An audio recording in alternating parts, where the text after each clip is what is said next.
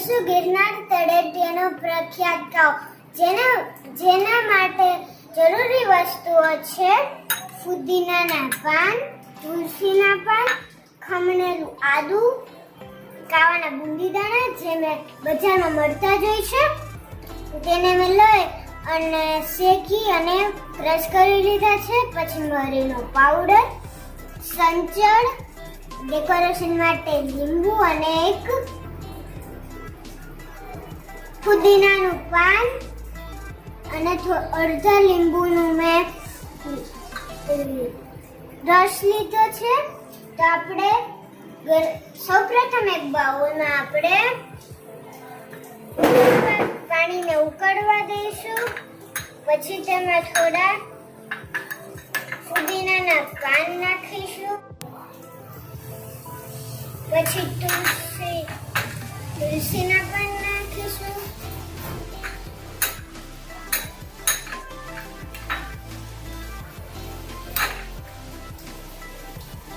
પછી ખમણેલું આદુ નાખીશું.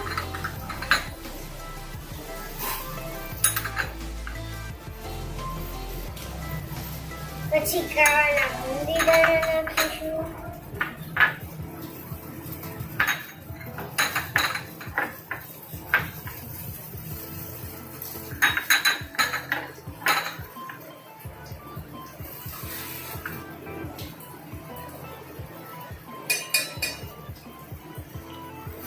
પછી આપણે લીંબુનો રસ નાખીશું.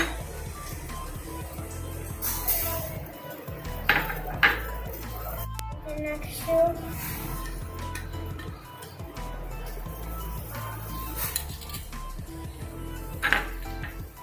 પછી મરીનો પાવડર.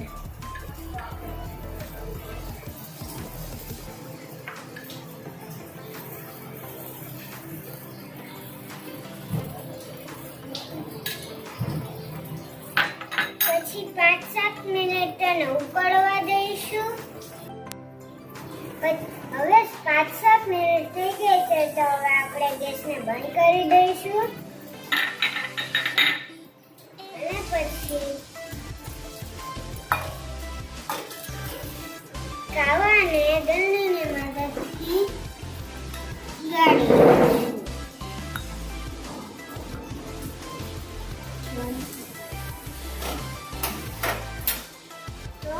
હવે આપણો બહાર જેવો કાવો જે બને છે તે તૈયાર થઈ ગયો છે.